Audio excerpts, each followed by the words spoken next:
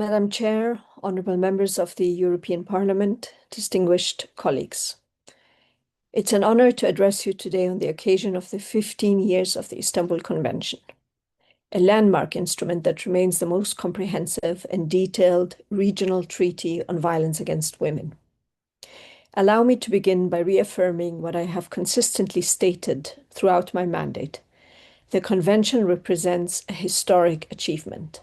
It builds on decades of international law, including the Convention on the Elimination of All Forms of Discrimination Against Women, the UN Declaration on the Elimination of Violence Against Women, and the Beijing Platform for Action, by recognizing that violence against women is a human rights violation, requiring coordinated, comprehensive, and sustained state action.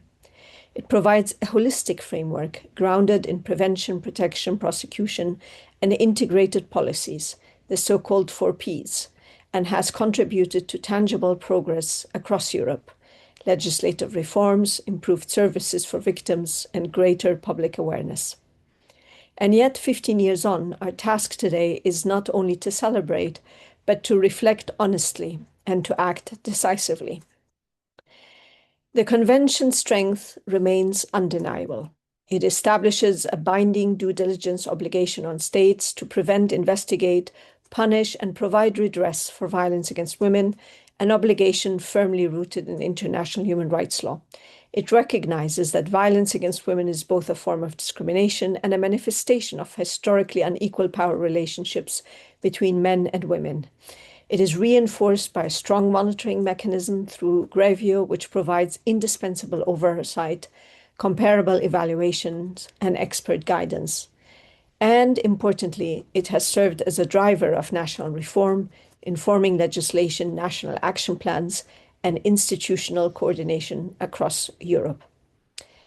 However, at the same time, we must also confront a troubling and increasingly urgent reality. The Convention is facing sustained political and ideological pushback, not only through rhetoric, but through legislative attempts to weaken, delay, or withdraw from it. Such actions constitute a real risk of regression. As emphasized in recent statements, including in relationship to the developments in Latvia, dismantling or withdrawing from legal protections against violence constitute impermissible retrogression under international human rights law. We must be equally clear in addressing one of the central drivers of this pushback: misrepresentation about the Convention's use of the term gender. Contrary to some misconceptions, by the way, the Convention does not redefine sex, nor does it pretend to erase the consideration of sex as a distinct ground on which women and girls are discriminated against. After all, the Convention is a convention that applies to women, who are by definition female, and specifically mentions that discrimination on sex is prohibited. At the same time, and as I've said before, we should not conflate the term sex with other terms that appear in the Istanbul Convention, namely gender and gender identity. This conflation has been used to generate confusion and resistance, and has been used as ammunition against the ratification of the Convention. It is therefore essential that we restate clearly and accurately what the Convention does and does not do. Even where political commitments exist, implementation remains uneven and insufficient. Across Europe, we continue to observe underfunded services, unequal access to justice, weak enforcement mechanism, and insufficient coordination across institutions. We are also seeing a weakening of financial and political support to women's organizations and civil society organizations that support and assist women victims of violence. And there is a troubling move to adopt sex and gender neutral services, programs, and language. In some cases, reforms introduced under the Convention risk being destabilized or reversed, particularly where political support weakens. This underscores a critical point. Ratification alone is not enough. Without sustained investment and accountability, the Convention's protections remain incomplete.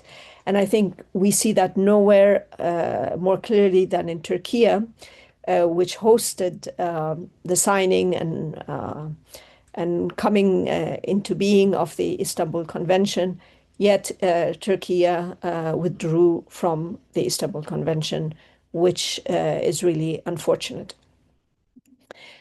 There's one also group of women that I wish to specifically comment on. The convention explicitly recognizes that violence against women may constitute a form of persecution under international refugee law, requiring gender-sensitive asylum procedures. And it recognizes gender-based persecution, which is really a major legal advancement. Yet, despite this, many migrant and refugee and undocumented women today in Europe remain excluded in practice from the application of these articles. They continue to face barriers in accessing gender-sensitive asylum procedures, protection and services. Refugee women and others in need of international protection continue to fear detention and deportation.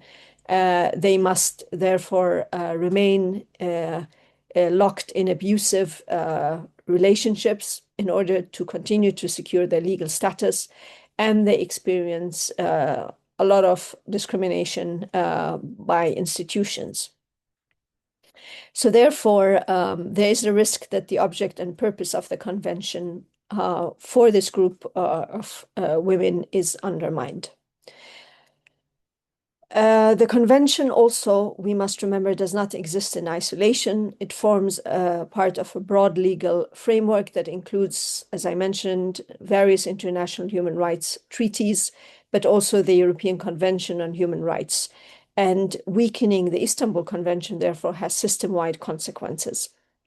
And it would undermine the state's abilities to meet their obligations across these frameworks and risk creating gaps, fragmentation, and inconsistency in national responses.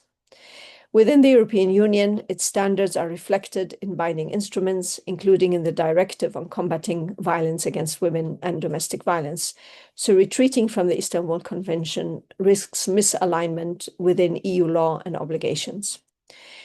So what is required now is not new standards. As we said, the Istanbul Convention is a very good, in fact, excellent instrument, but we must do better on implementation. We must fully implement the convention in law, policy, and practice across member states and ensure adequate and sustained funding for services and service providers and victims, and we must strengthen monitoring and accountability mechanisms. We must also provide the necessary support to the monitoring mechanism, which is Grevio. There has to be also more attention given to guaranteeing that all women without discrimination benefit from the application of the Istanbul Convention, and that can only happen if there's also better institutional coordination. Prevention, despite it being one of the 4 Ps that the Istanbul Convention emphasizes, continues to be deprioritized and underfunded, and that has to change.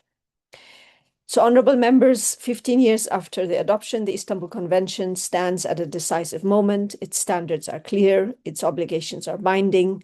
There can be no retreat from the protection of women and girls, and any attempt to weaken, dismantle, or withdraw from this framework is regression, is a violation of fundamental principles of international human rights law, and risks exposing women to re-victimization, but also to greater harm.